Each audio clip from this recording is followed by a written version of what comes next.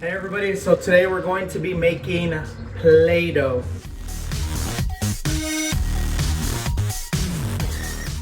So I'm going to show you an easy recipe to make Play-Doh, and right here are the ingredients.